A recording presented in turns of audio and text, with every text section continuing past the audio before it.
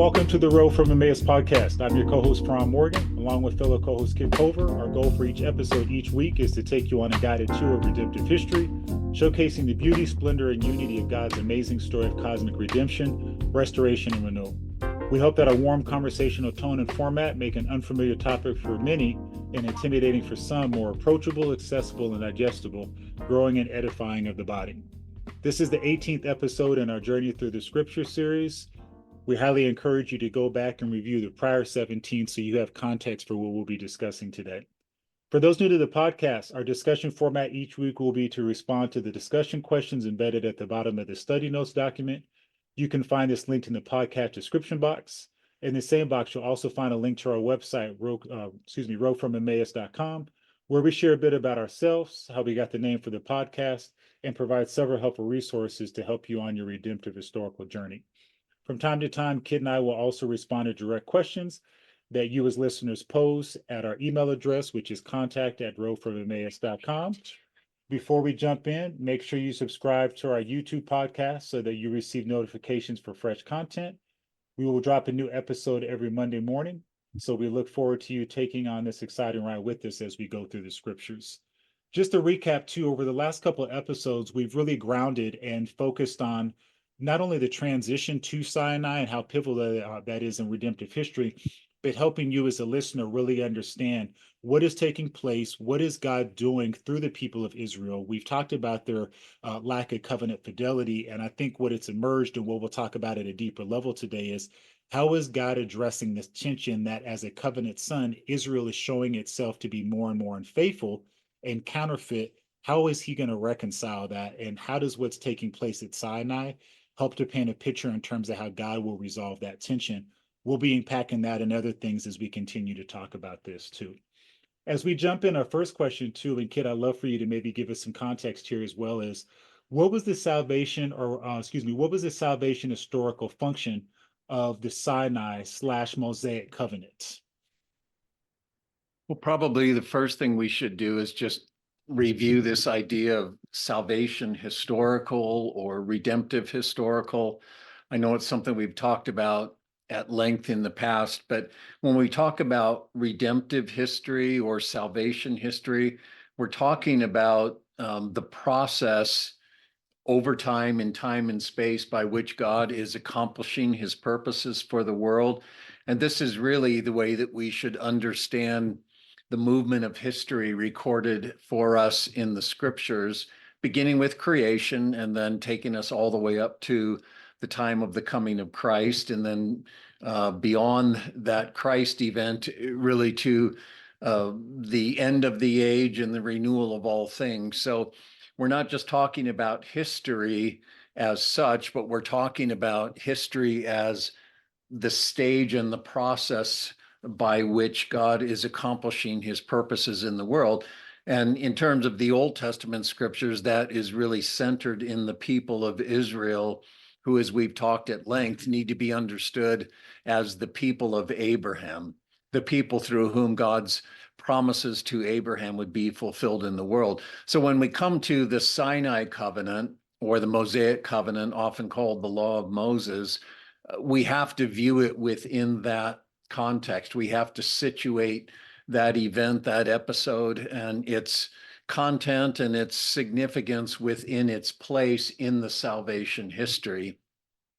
And again, what we've seen is that the people of Israel are the Abrahamic people who, after their centuries in Egypt, the time of bondage and oppression, God brings them out. He brings them out specifically to fulfill his promises to their fathers, to Abraham, Isaac, and Jacob, to bring them to himself, not just to set them free from their bondage, but to gather them to himself, to be with him where he is. And we see that Canaan is that particular place that God has granted to Abraham as the place of God's own sanctuary. It's referred to in the Song of Moses there in Exodus 15 as God's dwelling place. So God is going to bring Israel to be with him, to serve him, to worship him, to fulfill its own identity and calling as the people of Abraham on behalf of the world.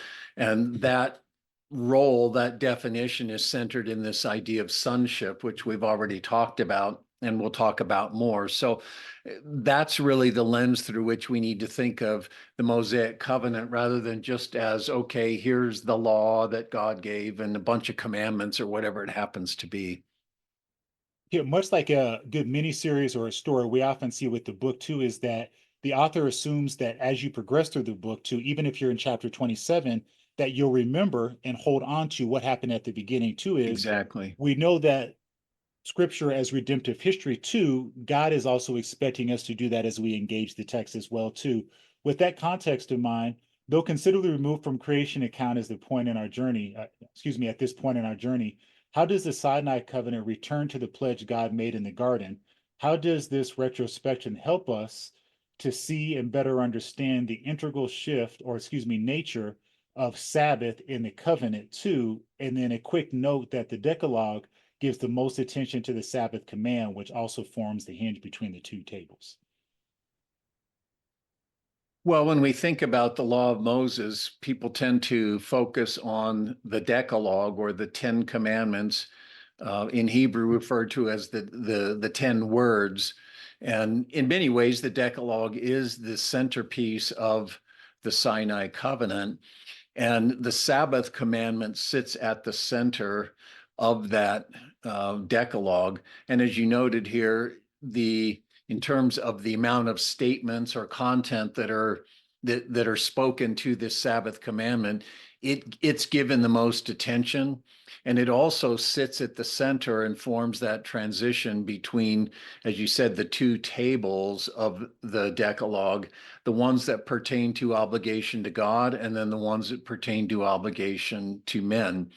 And both of those two tables pertain to ultimately this obligation of sonship, of love for God, love for the fellow man, particularly for the fellow Israelite.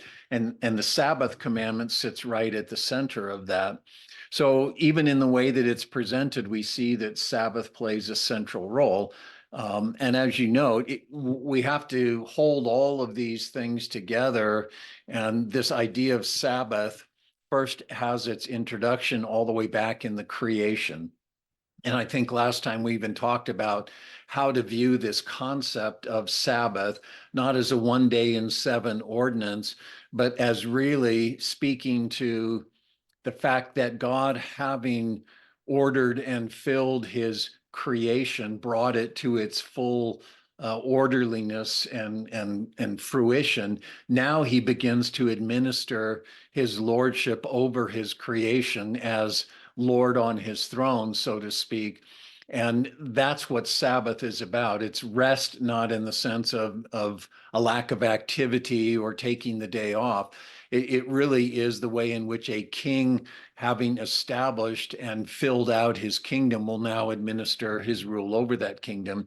And in the creation account, we see that God's intent is to achieve that rest, that administrative ruling rest, through the human creature, who is the image bearer, the image son. And that's this priestly regal function that we've talked about at length. So the creation account already shows us that God's design for his creation is that it be a Sabbath creation in which God is administering his rule, his rest, his lordship over the creation through human beings. So man is in that sense created to be a Sabbath creature. And if Israel is, as the Abrahamic people, is being called to God to be his people for the sake of the world, in a sense, even as we've spoken, a kind of new Adam, a new humanity, then you would expect that Israel's relationship with God, centered in this idea of a kingdom in which God is king ruling in Israel, it will be a Sabbath kingdom. It will be a Sabbath dynamic. And so even this prescription of Israel's covenant identity and obligation, its obligation of sonship, has this principle of Sabbath at the center, which again takes us back to the creation account, but shows us how it is that God is intending to ultimately have his relationship with the world. So Sabbath is more than just a 24-hour period every week when you don't do something. It has to do with the fundamental way in which human beings will fulfill their human identity and calling in the world in relation to God's lordship. Okay, just to stay up what you said for our listeners, because I know we covered a lot of ground there. We're not saying too that in the Old Testament in particular, there weren't official, true historical observances of the Sabbath or there weren't regulations. Correct. What I'm understanding you saying too is that Sabbath always spoke to a way of life, to your Right. point, Kit, too, and it was about this administrative rule through man and man finding his true completeness and fullness in these things, Kit. And I think it's almost counterintuitive because so often we associate this idea of rest, as you mentioned, with the absence or lack of activity. And that's actually not the context or frame that we need to understand Sabbath from too is. It's actually Exactly. speaking to you, as you talked about this administrative rule that is now in place and that God has now initiated through man too as his agent to accomplish these things. Right. And we see that in in the covenant at Sinai, in that we tend to focus on the weekly Sabbath commandment, uh, but the covenant and the laws associated with it brought this principle and observance of Sabbath into Israel's life in all sorts of ways, associated with their annual calendar, their Right. festivals, their sacrificial system. It wasn't just the 1 day in seven thing, but in a myriad of ways, Israel was to understand that they were to be a Sabbath people. Because God's intent was to be a Sabbath God in relation to his creation, and they were to be his presence and his rule and his testimony in the world. In this week's notes, Kit, we affirm, as with the patriarchs, Israel's access to God would be through mediating instruments, priestly representatives, sacred structures, sacraments, etc., that he ordained. What does this elaborate ritual structure reveal about the relational dynamic between God and Israel, though he'd set Israel apart as his unique covenant son? Well, one thing that we see in the way that the Exodus account records this giving of the covenant and the law of Moses is that you have the Decalogue, and then you have a bunch of other civil and social ordinances that God gives.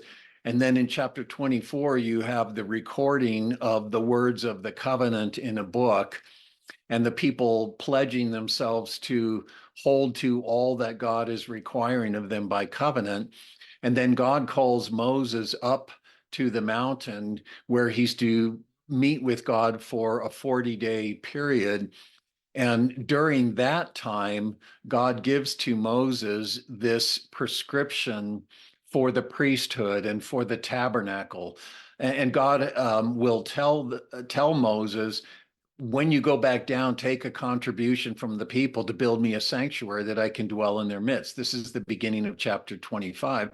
Well, then God tells him how all of the various, the tabernacle and its implements, and the altars and all of the various components are to be constructed, and even rules for the priesthood and their clothing and their ministration. So all of that is given to Moses while he's up on the mountain, and the people are down on the ground saying, "What happened to Moses? Where did he go?" And having pledged themselves to be faithful to Yahweh, they now end up making this golden calf. So they fall into this idolatrous practice at the foot of the mountain, while Moses is up on the mountain receiving prescription to mediate the relationship between God and his people. And I think the text wants us to see that, in a sense, Moses could be saying, why do we need this mediating kind of thing? Why can't we have an immediate relationship with God? Well, what's happening down on the ground at the foot of the mountain tells us Right. Israel's relationship with God will only be maintained through an intermediating structure of a priesthood and sacrificial system and all of the rituals and ordinances. So Israel's relationship with God is going to have to be maintained by God's own provision. And we see even in the way that he gives the instruction for the tabernacle itself. He doesn't allow them any place to make decisions. Okay, we'll make it this size, or we'll use this material, we'll use this number of boards, or here's how we'll build the curtains or whatever. God exactly comprehensively prescribes how this whole structure is to be put in place, from the tabernacle to the priesthood to the sacrifices. And he's doing that to say, not only does this model, in a sense, my sanctuary in the heavenly places, my dwelling place, that's how you're to think of this, but I provide all of the definition for maintaining this relationship. You are unfaithful. I will hold you to myself through the provision that I make. Kid, I think one of the things our listeners might be wrestling with too is, even in our last episode, we talked about this idea of contract, and typically how a contract normally comes together is both parties agree on the terms. Matter of Right. fact, like there might even be like a negotiation period where it's like, take this out, add this in. Reconcile that with what you just said, Kid, too, because it's like, well, wait a minute. If like there's no room for their definition or prescription, then this is unilateral. How can this truly fit that definition of contract slash covenant that we've talked about, or that I think a lot of us are maybe importing into this as well? Right. Well, that's a good question. And it certainly is bilateral, or, Israel does have an obligation. That's very clear. Um, but where it becomes unilateral is that Israel will be incapable of meeting its obligation under the covenant. And so God gives them a provision by which they can meet that obligation through a sacrificial system by which atonement can come, forgiveness can come, restoration can come. And so while there will be certain things, certain points or areas of violation that will end up taking that violator and basically excising him from the covenant and the community, there will be no atonement for certain Right. sins, if you will. For the most part, God gives them a way to maintain the relationship. So he doesn't let them off the hook and say, don't worry about it. Doesn't matter what you do. This is all about me. I'll be faithful. You don't really count. They do count, but God has to provide for them what is necessary for them to, in a sense, keep the covenant. And this is how Paul can even later say that he could be blameless under the covenant. He wasn't saying that he was sinlessly perfect, but under the law of Moses, there was a way that a person could meet its demands by making satisfaction for transgression or for violation in different ways. So it's bilateral, but ultimately God is the one who holds Israel in a place of compliance. Due to our natural way of thinking about the concept of law, and so God's laws and the cultural influences of modern society, the various ordinances found in the Sinai covenant, including the Ten Commandments, are often viewed merely as rigid regulations and rules to be upheld. What differing perspective does Scripture offer when the law of Moses is viewed within its redemptive historical context, as opposed to that natural, very common context that people apply to the Scriptures, Kit, as they perceive laws, right? When we think of laws, Kit, we're thinking like speeding laws, Right. regulations, right? Executive, judicial branch, to our current government that we operate in, and to help us maybe make sense of that a little bit, Kit. Well, we'll talk more about this, I think, in the next episode, this idea of law as Torah, which is a very important distinction from how we think about things. But certainly, our Christian traditions from the Middle Ages forward have tended to think of law as you put it, just kind of in a sense, if not arbitrary, at least somewhat impersonal, moral, ethical standards of compliance, things that God requires you to do to be righteous in order to avoid certain sanctions or to, put yourself in a place of a certain standing with God. Most simply, it's this idea that if we're going to go to heaven and be with God, we've got to be perfect as he is perfect. Well, what does that perfection look like? It looks like being perfectly obedient to his law his collection of laws, whatever those are. And some will say, well, it's, what are those laws? Well, they're essentially the moral law, the 10 Commandments or whatever. And people have their catalog of what are these laws that pertain to us or to Old Testament Israel or whatever. But nonetheless, there is this legal obligation that is imposed upon us, and that's what's necessary to have our relationship with God or be right with God. And really, as we've talked so much at length, God himself identifies Israel as his son. And the role of a son is to be in a sense, the embodiment and the presence and the ministration of the Father's own presence and mind and will. Again, man as the one through whom God is present and carrying out his relationship with the world. So Israel's sonship was about their obligation to make God known to the nations around them, to bear witness to him by being faithful sons. And that's what the covenant was about. As we said, even in terms of the Decalogue, it really comes down to this idea of the obligation of love for God, love for fellow man.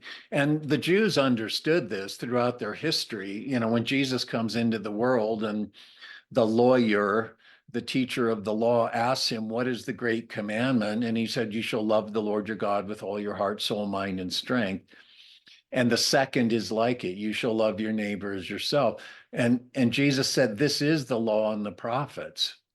And the lawyer said, well, you have rightly spoken. That is true. So Israel understood that really what the law was about was the obligation of absolute devotion, faithful sonship to God, which meant faithful brotherhood with the other sons and daughters of God within the covenant as well. So it was a relational thing. And it doesn't mean there's nothing moral about it or nothing ethical about it, but it wasn't just ticking a box of commandments, jumping through hoops. It was really about the human obligation to be truly human, man as ultimately as image son. Israel was called to be light unto the nations, as you just referenced, Kit, but only being able to achieve the objective as a faithful covenant son, fully devoted to his father. How does the Sinai covenant reveal that relational fidelity, not legal compliance and moral uprightness, will be the defining hallmark of the new Adam, who will secure and extend sacred space from God's new garden sanctuary in Canaan to the ends of the earth?